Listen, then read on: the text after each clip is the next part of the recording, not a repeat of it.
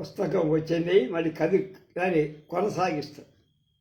ఈ పుస్తకాన్ని అంకితం అనే దాంతో కష్టసుఖములందు కలిమిలేములయన్ మించు నెయ్యమునకు మెదగుచుండి పగలు రేయి అనక బ్రతుకు చావుననక మరపులేని ప్రేమ బరపుచుండి అవని సుఖము కొందరందుతున్నారు, కొందరు అమిత బాల్యమందే చలివి అట్టి నా అనుజుల కలుగు చెల్లెండ్రకు అంకితంబు సేతు అధిక ప్రేమ అని వాళ్ళకి అంకితం చేశారు పుస్తకాలు.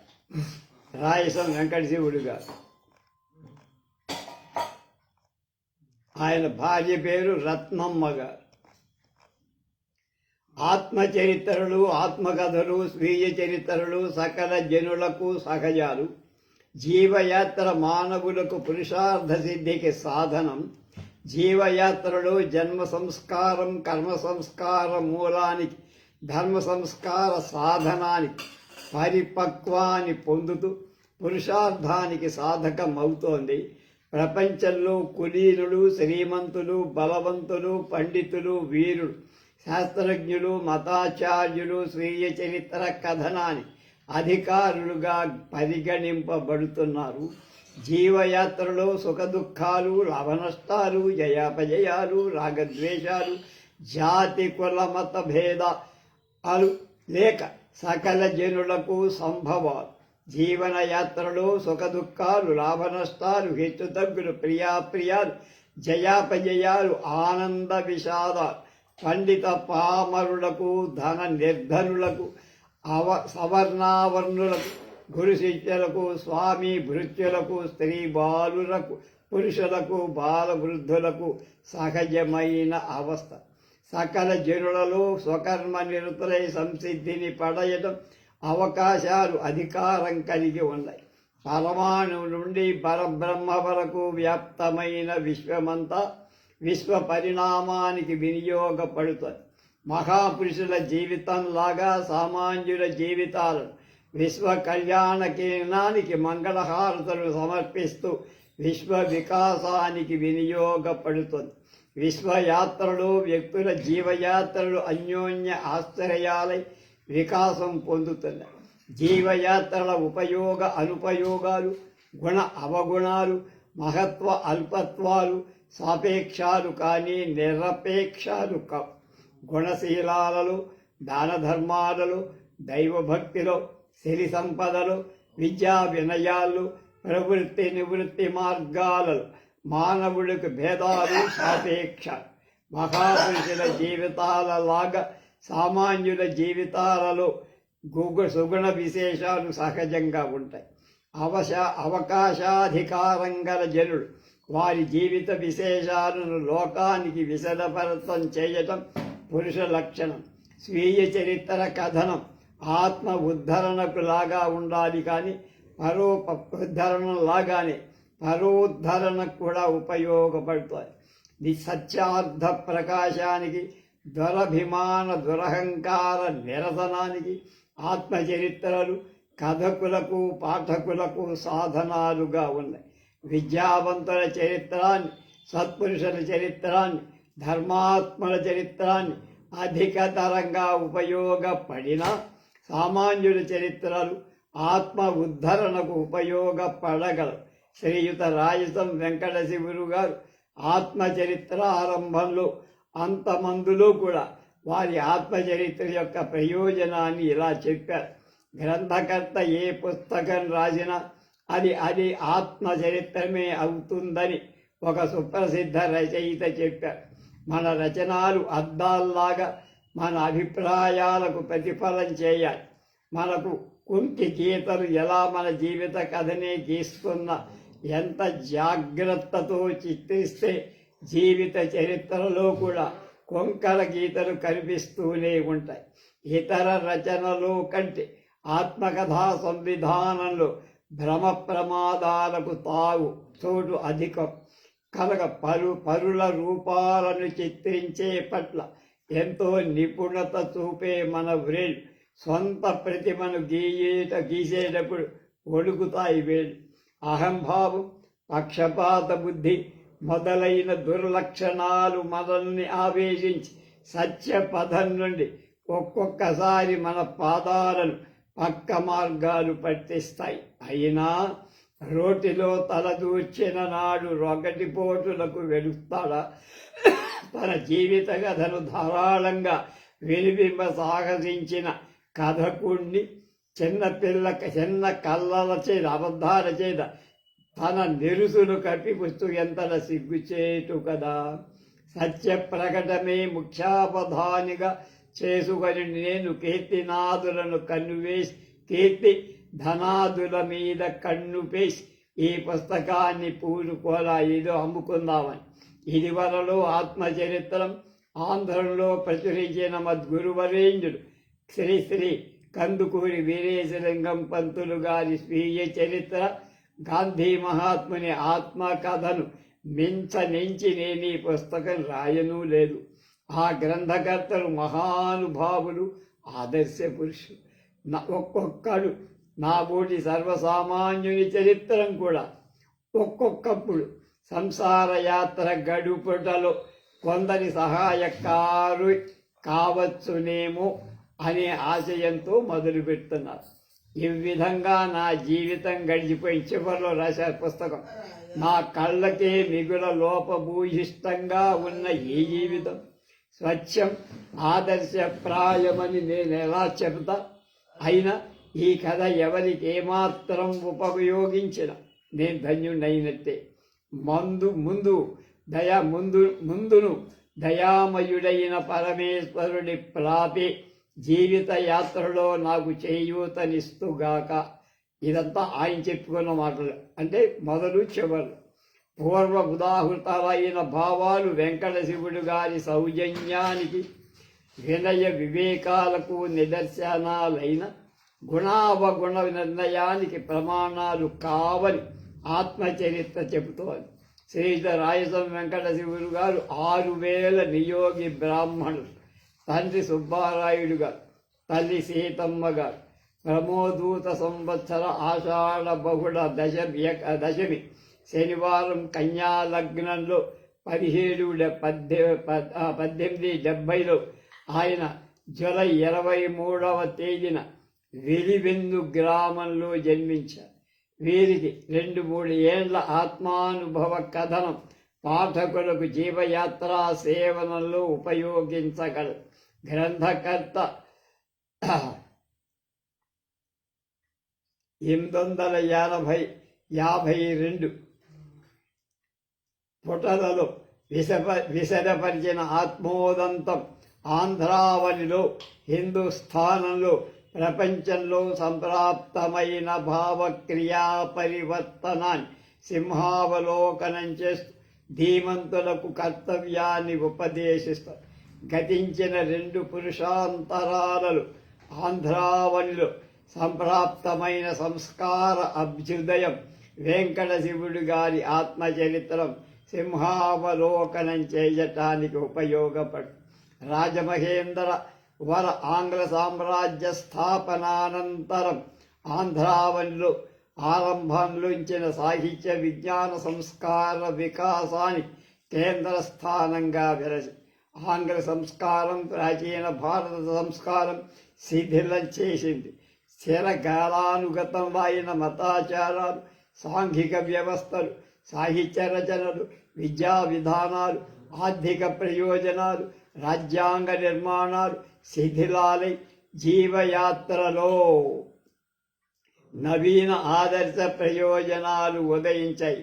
దేశంలో ప్రార్థనా సమాజాలు, స్త్రీ పునర్వివాహాలు, పత్రికా ప్రచురణాలు, నూతన ఉద్యోగ సాహిత్య రచనలు, ఆంగ్ల విద్యాలయాలు, రాజకీయ ఉద్యోగాలు, కొత్త వృత్తులు, పాశ్చాత్య విజ్ఞానాభిమానం నవజీవన నిర్మాణానికి ఉత్తేజకంగా కలగజేసి దేశావృతమైన సంస్కార పరివర్తనాన్ని శ్రీయుత వీరేశలింగం పంతులు గారి జీవిత చరిత్ర ప్రమాణం.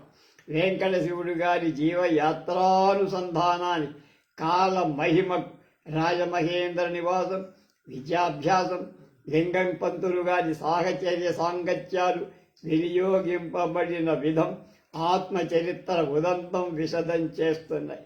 జీవయాత్రలో ఆత్మోపలబ్ధికి గృహారంభమే బీజం, గృహరంగమే బీజం. విద్యారంగం శక్తి, విశ్వరంగం కీలకం. మహాత్మలకు సామాన్యులకు ఈ రంగాలు పురుషార్థ సిద్ధికి వినియోగపడాలని విధంగా జీవిత చరిత్రలు, ఆత్మ చరిత్రను బోధిస్తున్నాయి. గృహరంగం, ఆత్మచరిత్రాలకు గృహరంగాలు సుక్షేత్రాలు. బాల్యంలో గృహక్షేత్రంలో సుప్రతిష్ఠులైన గుణశీలాలు కాలక్రమంగా పల్లవించి పుష్పించి ఫలిస్తాయి. బాల్యంలోని అభ్యాసాలు సామాన్యంగా జీవయాత్రను నిరూపిస్తాయి. కోమల హృదయాల్లో ముద్రితాలైన గుణశీలాలు జీవయాత్రను ఫలప్రదం చేయగల విధం ఆత్మచరిత్రం వివిధ సందర్భాల్లో ప్రత్యక్షం చేస్తుంది. గృహ రంగాల్లో బాల్య దశలో తల్లికి, సోదరులకు, బంధుమిత్రాదులకు పరిచర్యలు చేయగల స్వభావం పరోపకారశీలానికి సాధనమవుతాయి. వెంకటశివుడు గారి తల్లికి గృహకృత్యాల్లో సోదరులకు అవసరమైన సమయంలో చేసిన పరిచర్య వారి స్వయం సహాయ స్వభావానికి, పరహితపరాయణత్వ శీలానికి, ఆత్మవిశ్వాసానికి నిదర్శన. కుటుంబానికి సంప్రాప్తమైన సుఖదుఖాలు, ఆనంద విషాదాలకు మూలాలై ఆత్మ ఉద్ధరణకు వినియోగపడగల విధం ఆత్మచరిత్రం విశదం చేస్తుంది. గృహరంగంలో అభ్యస్తారైన గుణ అవగుణాలు, రాగద్వేషాలు, భయభక్తులు, సాంఖ్యయోగాలు విద్యారంగంలో, విశ్వరంగంలో పరిపక్వాలై జీవయాత్రలో పరిస్ఫుటాలవుతున్నాయి. అది గృహరంగం. తర్వాత వారి విద్యారంగం జీవయాత్రకు సత్వాశ్రయం. పరిమితమైన గృహంలో విద్యారంగం విశాలం చేస్తూ ప్రవాహంలో ఉత్తేజం కలిగిస్తుంది. ఉపాధ్యాయుల బోధన, విద్యా వ్యాసంగం, యువజన సాహచర్య సాంగత్య సంభాషణ, ప్రాపంచిక వ్యవహార, జీవయాత్రలో సంఘర్షణ, విషాద ఆనందాలకు మూలాలు. గృహరంగం, విద్యారంగం నిత్య జీవనంలో సంయోగ సాహచర్యాలు దుర్లభమైపోయినప్పుడు సంఘర్షణం దుస్సహమవుతుంది. ఆత్మ సంస్కార రహితమైన విద్యా విధానం జీవరాత్రలో గృహ విద్యారంగాలకు సన్నిహిత సాహచర్యం దుర్లభం చేసిన విధానం ఆత్మచరిత్రలోని ఘట్టాలు ఇవి విశదం చేస్తున్నాయి. తండ్రి కొడుకుల దీర్ఘ సంభాషణల సారాంశం ఇలా వారి 1200 ఏప్రిల్ 1900 ఏప్రిల్ దినచర్య పుస్తకంలో ఉంది. మా జనకుడు జనాభిప్రాయాన్ని శేషాభించే ధీరుడు. నేనైతే స్వబుద్ధి సూచించిన సత్యపథంలో పోయే ధీరుడు. ఆయన పామర జనాచారాలను గౌరవించి అనుసరించేవాడు. నేను వాటిని నిరసించి నిగ్రహించేవాడు. 1000 మా నాయన పూర్వ పరాచారాలు, నేను నవరమూని దీధితులనొక్కడి సంస్కార ప్రియుడని. పాఠకులు ఈ యవ్వనన్నాటి అహంభావాన్ని వెరగందకుందురుగా. జననీ జనకులతో కలిగిన సంఘర్షణ, బంధుమిత్రులతో సంఘంలో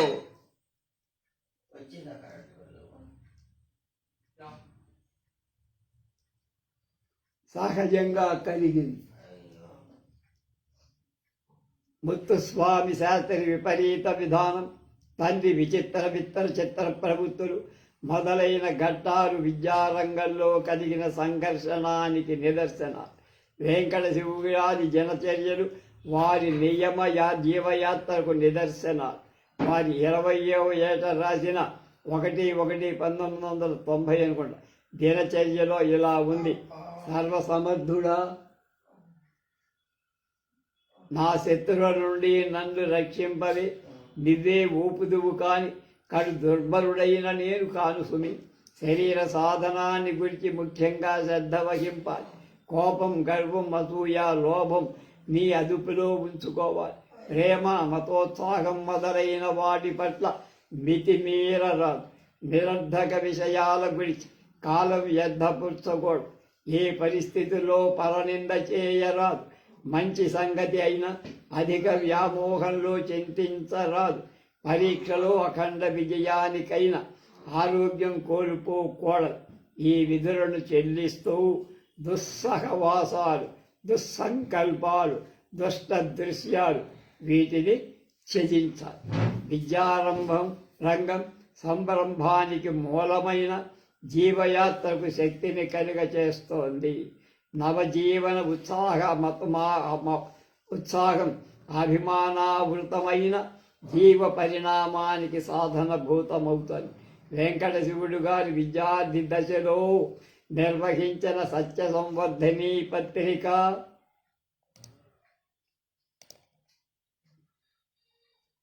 ప్రార్థన సమాజం, సాహిత్య రచనలు, విద్యావ్యాసంగాలు మొదలైన భావి జీవిత పరిణామానికి నిదర్శన. వెంకట శివుడు గారు యథార్థమైన విద్యార్థులైన విధంగా వారి సంతత విద్యావ్యాసంగం, ఆత్మ జిజ్ఞాస, దైవభక్తి, సంస్కార ప్రియత్వం విశదం చేస్తున్నాయి. విద్యారంగంలోని అభ్యాస ఆదర్శాలు విశ్వరంగంలో సఫలం కాగల విధంగా ఆత్మచరిత్రలు ప్రమాణాలు. మూడవది విశ్వరంగం. గృహరంగంలో అభ్యస్తాలైన ప్రేమ భక్తులు, విద్యారంగంలో సముపార్జితాలైన కళాజ్ఞానం విశ్వరంగంలో యోగ రూపంలో ఆత్మ ఉపలబ్ధికి వినియోగపడుతున్నాయి. సాంఖ్యం వృత్తి సాధనంగా యోగ రూపాన్ని దారుస్తాయి. జీవయాత్రలో వృత్తులు భేదాలు ఉన్న ధర్మ లక్ష్యాల్లో భేదం లేదు. ధర్మార్థ కామ మోక్షాలకు సమకూర్చడం స్వధర్మ నిర్వహణం ప్రమాణం కాని వృత్తులు ప్రమాణాలు కావు. ఆత్మచరిత్ర ఈ పరమార్థాన్ని అనేక సందర్భాల్లో బోధిస్తాయి. వెంకట శివుడు గారు ఆత్మచరిత్రను 23 ఏళ్ల యందు అనుభవాన్ని వ్రాసి 73 అంత భావాలు పండిత పామరులకు మననార్హాలు. ఆయన రాసుకున్నారు ఇలా: చిన్ననాడు నేను అనుకున్నట్టుగా పాఠశాలావరణానికి వెలుపలి ప్రదేశం పాప భూమి కాదని, వృత్తులలో పవిత్ర అపవిత్రత్వాలు నియమితాలు కావని, సంకల్పశుద్ధే సామాన్యంగా ఈ కార్య ప్రాశస్త్యాన్ని కానీ నిర్ణయిస్తుందని నానాట నాకు తెలిసి, లోకంలో వలనే బోధక లోకంలో కూడా మేకవన్నీ పరులు లేకపోయాయి. కానీ పరుల సంకుచితాశయాలు, పామర కృత్యాలు వరబడిగా కైకొన్న వలనే నేను సదా నేను మానస బోధ కావించుకుంటూ ఉండేవాణ్ణి. కీర్తి ధనాదులను పరమావధిగా ఎంచగా వృత్తి నిర్వహణమే ధర్మ నిర్వహణంగా చేసుకొని మరి విద్యాబోధన వనరింప ప్రయత్నిస్తూ ఉన్న జ్ఞాన స్వీకారానికి ఉత్తేజిత తేజస్కులైన శిష్యుల ముఖావలోకన నిరంతరం నాకు కనుల పండుగగా ఉండే. కానీ ఇది రాను రాను క్రమశిక్షణ ధర్మ నిర్వహణ భంగంకరమైన సుఖలోలత్వ వ్యసనంగా మారిన తరువాత వృత్తిని వృత్తి విరామం కదా అని గ్రహించి విశ్రాంతి తీసుకున్నా. అంటే రిటైర్. సుబోధకుడు. విద్యార్థి దశలో మిత్రాదులు సుబోధకుడు అని వెంకట శివుడి గారికి చేసిన నామకరణ జీవయాత్రలో ఆరూఢమై వారు విజయవాడలో ఉపాధ్యాయ వృత్తి ఉపక్రమించి నెల్లూరులో విరమించారు. విజయవాడ, మద్రాసు, పల్లాకివెల్లి, విజయనగరం, గుంటూరు, నెల్లూరు మొదలైన చోట విద్యాబోధక వృత్తిలో వారు చేసిన పరిశ్రమ ఆంధ్రావని అంతటా వారి శిష్య ప్రశిష్యుల జీవితాలలో ప్రత్యక్షం అవుతోంది. వెంకట శివుడి గారి సుబోధకత్వం విద్యాబోధక వృత్తి అంతేకాక వారి వ్యాసాలలో, రచనలో, దినచర్యలో, మత అనుష్ఠానంలో, జీవయాత్రలో, జీవిత పరమార్థమైన ఆత్మచరిత్రలలో కనిపిస్తారు. ఆత్మచరిత్రను సింహావలోకం చేసినప్పుడు వెంకట శివుడు గారి వారి జీవయాత్రను నిత్యమైన ఆత్మయాత్రను చేయటానికి చేసిన సంతత పరిశ్రమ కనపడుతుంది. జీవయాత్రను సంకుచితమైన ఆచార ఆవరణ నుండి విశాలమైన ధర్మావరణలు ప్రవహింపచేయటానికి విశ్వం అనుభవించిన దుఃఖ వేదన విశ్వజీవయాత్ర అనంత ముఖాలను బోధిస్తోంది.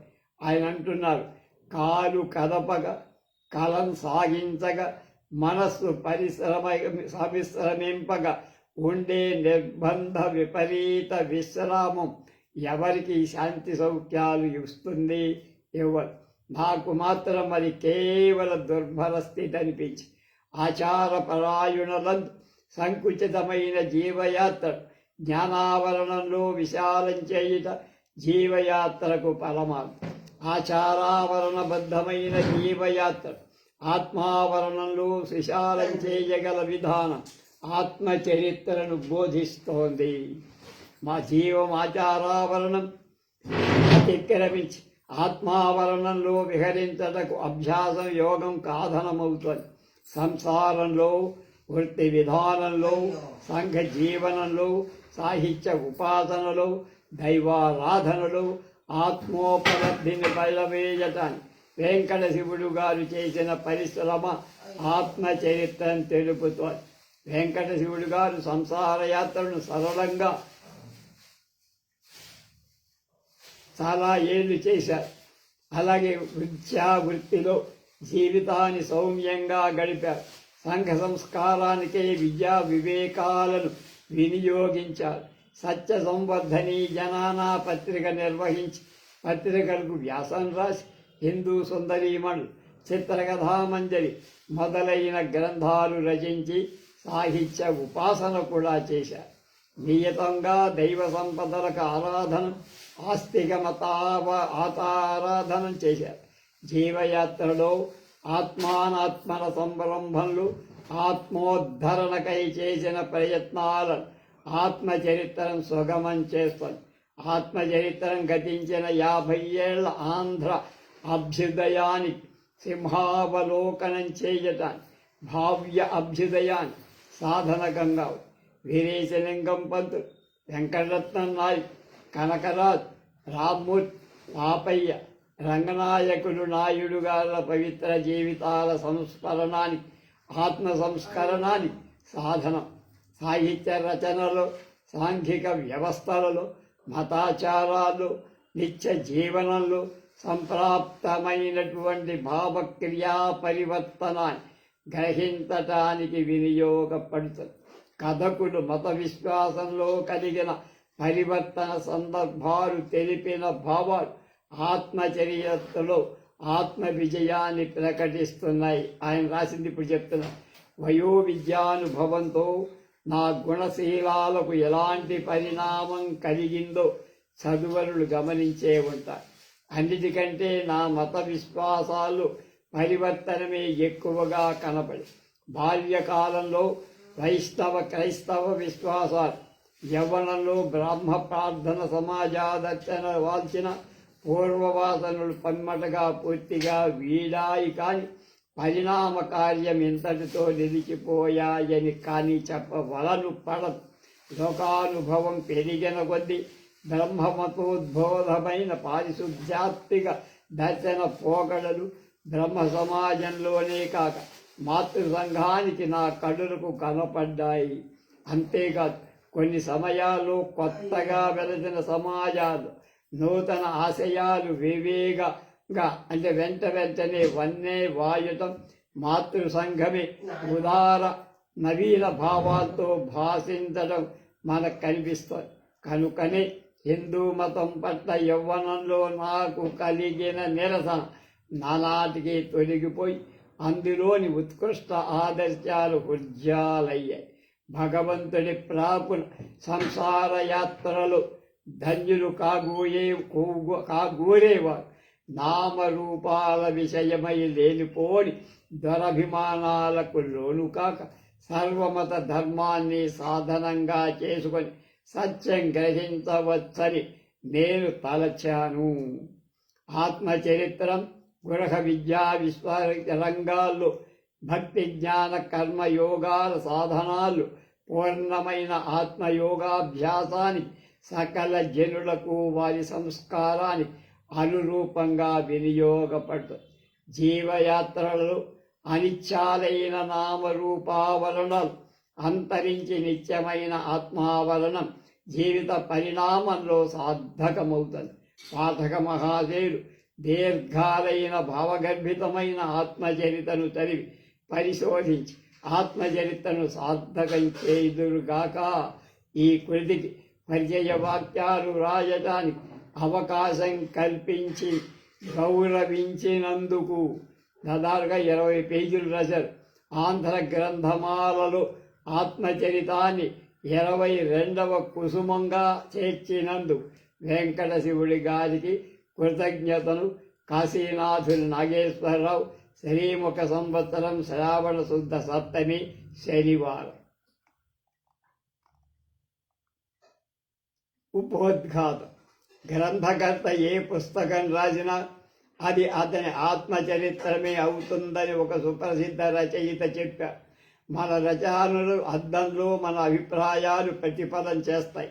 మన కుంకి గీతలు ఎట్లాగో మన రచనలో ఆత్మకథలో కూడా అలాగే ఉంటాయి. సత్య ప్రకటనమే ముఖ్యంగా ఉండాలి. ఈ పుస్తక రచనా సందర్భాన్ని గురించి దీని ఆధారాన్ని గురించి కొంత చెబుతా. నేను సంవత్సరాల నుండి సంవత్సరం ప్రారంభమకుండా విడవకుండా చాలా కాలం అప్పుడప్పుడు దినచర్య పుస్తకాలు రాస్తుంటే డైరీ. ఆ కాలంలో ఆయా ఆలోచనలు, నేను చదివిన పుస్తకాల విషయాలు, చేసిన పనులు మొదలైనవి అందు వర్ణింపబడ్డాయి. వీటికి తోడుగా దొరై నుండి నేను సంవత్సరాలు సత్యవర్ధిని, ఆ తర్వాత తెలుగు జనానా పత్రికలను రచించా. పుస్తకాల్లో కొన్ని తెలుగు పుస్తకాలు రచించా, నా వ్యాసాలు రాసి వీటన్నిటి ప్రతులు నేను ఇతర పత్రికలు రాసిన వ్యాసాలు, చేసిన ఉపన్యాసాలు నా ముందున్నాయి. ఇవి కాక నేను ఉంటూ వచ్చిన ఇంటి లెక్కల పుస్తకాలు, నాకు వచ్చిన ఉత్తరాలు మొదలైన పాత కాగితాలు చాలా ఉన్నాయి. ఇవన్నీ నా జ్ఞాపక శక్తికి ఆధారంగా చేసుకొని 1930 సంవత్సరాంతంలో వీరేశలింగ సంస్కృతిని రచించా. దీని సాయంతోనే 31 అక్టోబర్లో నా ఆత్మచరిత్ర ప్రథమ భాగం రాసి నా సోదరులకు అది చూపించి తక్కిన భాగాలు వెనువెంటనే రాశాను. ఈ గ్రంథ రచనా పద్ధతిని గురించి కొంత చెప్తా. పూర్వకాలంలో పరిస్థితులు ఎలా నా మనస్సుకు తట్టాయో, ఆ కాలంలో నా ఊహా ప్రపంచం ఎలా ఉందో చదువరుడు గ్రహించాలని అప్పుడు నా దినచర్య పుస్తకంలో ఇంగ్లీషులో నేను లిఖించిన సంగతులు, లిఖించిన రీతిగాని నేను సామాన్యంగా ఇందు తెలుగులో రాసి నా వ్యాసాదుల్లో సంగతులు కొన్ని ఇక్కడ చేర్చా. నాకితరుడు వ్రాసిన జాబుల్లో విషయాలు కొన్ని ప్రకటించా. నేను తెలుగులో వ్రాసిన వ్యాసాదులు నేను ఏ కాలంలో ప్రకటించిన ఆ పత్రికలో, ఇతర పత్రికలోనూ నా తెలుగు పుస్తకాలలోనూ ఉన్నాయి కనుక నాటికి ఇక్కడ విపులంగా తెలపక నా ఇంగ్లీషు రచన గల ముఖ్య భాగాల ఆంధ్ర అనువాదమే అక్కడక్కడా నేను చెబుతున్నా. నా విద్యార్థి దశ గూర్చి చరిత్ర భాగం, తర్వాత నా 8 సంవత్సరాల ఉపాధ్యాయ దశాకథా భాగం దీర్ఘతను కావించి ఉంటాం. ఇటీవల 30 సంవత్సరాల ఉపన్యాసక దశా చరిత్ర చాలా కొరతగా ఉండటం చదువరులకు కింద వింతగా తోచం. దీనికి కారణం లేకపోలా. మొదటి 2 దశల్లో నేను దినచర్య పుస్తకాలు సరిగా రాస్తూ ఉండేవాడు. కళాశాల కాలంలో నా దీర్ఘ దినచర్య పుస్తకాలలోని వ్రాతలు ఆ కాలంలో నా అధిక భావోద్రేకాలకు విరోధం ఎరుగని నా చిత్తవృత్తులకు అద్దాల వంటి. నా ఉపన్యాస దశలో నా దినచర్య పుస్తకాలు వంటి తెల్ల కాగితపు పుటలుగానే ప్రదర్శిస్తున్నాయి. వృత్తి సంబంధమైన కార్యావళి ఆ కాలంలో నా దినచర్య అంతా. జీవితంలో నాకు అధికమైన ప్రేమాస్పదములై వివిధ పరిస్థితుల్లో నాకు చేదోడు వాదోడుగా నా ఇరువులకు, తమ్ముళ్లకు, చెల్లెలికే కాక తమ అకాల మరణానికి నా హృదయాన్ని దుఃఖ జలధిలో ముంచి దివికేకిన తక్కిన సోదరులు నేను ఈ పుస్తకాన్ని కృతి వసగి మనశ్శాంతిని పొందుతాను. ఈ పుస్తకం తమ అమూల్య గ్రంథానికి ఒక నూతన కుసుమంగా కైకొని దీనికి తొలి పలుకు రాసి నన్ను గౌరవించిన శ్రీ దేశోద్ధారక కాశీనాథులు పంతులు గారికి నా కృతజ్ఞతాపూర్వక నమస్సులు అర్పిస్తాను. ఈ పుస్తక ముద్రణలో నాకు కావాల్సిన సౌకర్యాలు ఇచ్చిన ఆంధ్రపత్రిక ముద్రాక్షరశాల వాళ్ళకి నేను వందనాలు. ఈ పుస్తకం రాయున నాకు కలిగిన పెకు అనుమానాలు నివారణ చేసి మంచి సూచనలు చేసిన నా పూర్వ శిష్యులు మిత్రుడు కొలచెలమ కృష్ణయాజులు గారికి, అక్కడక్కడ కొన్ని మంచి మార్పులు సూచించిన శ్రీయుత చెన్నాప్రగడ భానుమూర్తి గారికి వందనాలు సమర్పించి ఇందులో చేసిన పట్టికలో తప్పొప్పులో ముఖ్యమైనవి కొన్ని చూపబడ్డాయి. పుస్తకంలోని కథ వివేగా సాగిపోవటానికి ప్రతిబంధకాలు సామాన్య పాఠకులు అంతగా రుచింపక అనగత్యంగా తోస్తాయని కొన్ని విషయాలు పుస్తకాల చివర అనుబంధంగా పెట్టారు. పాఠక మహాశయులు ఈ గ్రంథాల్లోని లోపాలు క్షమించమని వేడుకుంటున్నా. ఈ పుస్తక పఠనం వల్ల ఎవరికి ఏమాత్రం లాభం కలిగిన నేను అమిత ఆనందాన్ని పొందుతా. ఎవరి మనసుకు నొప్పి కలిగిన మిక్కిలి విచారపడతా అని జూన్ 1933లో రాయసం వెంకట శివుడు గారు చెప్పారు.